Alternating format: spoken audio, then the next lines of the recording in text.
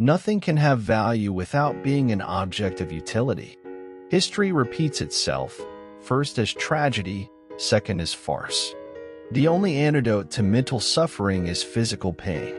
Workers of the world unite. You have nothing to lose but your chains. Necessity is blind until it becomes conscious. Freedom is the consciousness of necessity. We should not say that one man's hour is worth another man's hour, but rather that one man during an hour is worth just as much as another man during an hour. Time is everything, man is nothing. He is at the most time's carcass. The rich will do anything for the poor but get off their backs.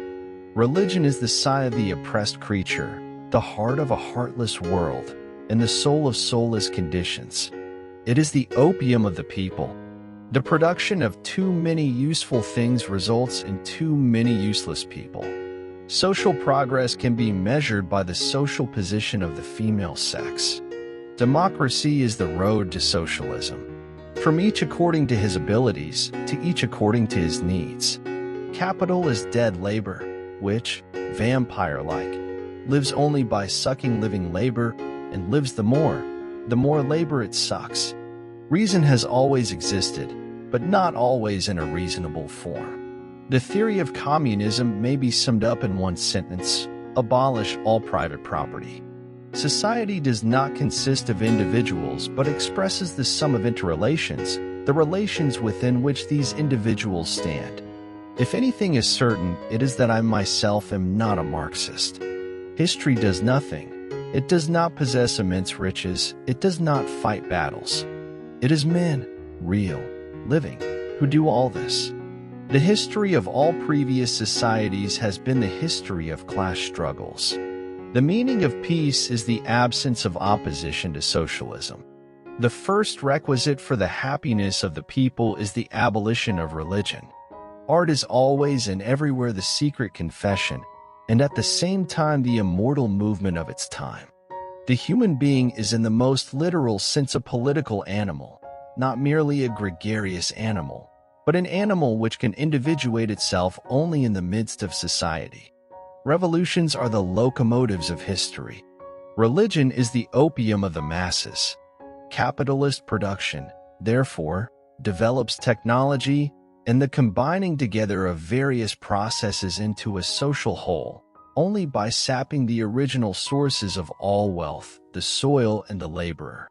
Religion is the impotence of the human mind to deal with occurrences it cannot understand. Capital is reckless of the health or length of life of the laborer, unless under compulsion from society. Anyone who knows anything of history knows that great social changes are impossible without feminine upheaval. Social progress can be measured exactly by the social position of the fair sex, the ugly ones included. Landlords, like all other men, love to reap where they never sowed. Let the ruling classes tremble at a communist revolution. The proletarians have nothing to lose but their chains. They have a world to win. Workingmen of all countries, unite. Men's ideas are the most direct emanations of their material state. The writer must earn money in order to be able to live and to write, but he must by no means live and write for the purpose of making money. Experience praises the most happy the one who made the most people happy. In bourgeois society, capital is independent and has individuality, while the living person is dependent and has no individuality. The more the division of labor and the application of machinery extend, the more does competition extend among the workers, the more do their wages shrink together.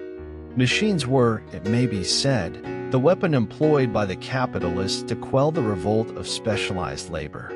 While the miser is merely a capitalist gone mad, the capitalist is a rational miser. For the bureaucrat, the world is a mere object to be manipulated by him. The worker of the world has nothing to lose, but their chains, workers of the world, unite. It is absolutely impossible to transcend the laws of nature. What can change in historically different circumstances is only the form in which these laws expose themselves. The ruling ideas of each age have ever been the ideas of its ruling class. It is not history which uses men as a means of achieving, as if it were an individual person, its own ends. History is nothing but the activity of men in pursuit of their ends. Capital is money, capital is commodities. By virtue of it being value, it has acquired the occult ability to add value to itself. It brings forth living offspring, or, at the least, lays golden eggs. Medicine heals doubts as well as diseases. A commodity appears at first sight an extremely obvious, trivial thing. But its analysis brings out that it is a very strange thing, abounding in metaphysical subtleties and theological niceties. The ideas of the ruling class are in every epoch the ruling ideas, i.e., the class which is the ruling material force of society is at the same time its ruling intellectual force. On a level plane, simple mounds look like hills, and the insipid flatness of our present bourgeoisie is to be measured by the altitude of its great intellects. The product of mental labor, science, always stands far below its value, because the labor time necessary to reproduce it has no relation at all to the labor time required for its original production. In a higher phase of communist society, only then can the narrow horizon of bourgeois right be fully left behind and society inscribe on its banners, from each according to his ability, to each according to his needs. The development of civilization and industry in general has always shown itself so active in the destruction of forests that everything that has been done for their conservation and production is completely insignificant in comparison. Natural science will in time incorporate into itself the science of man, just as the science of man will incorporate into itself natural science. There will be one science.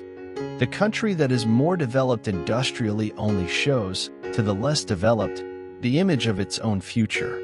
Without doubt, machinery has greatly increased the number of well-to-do idlers.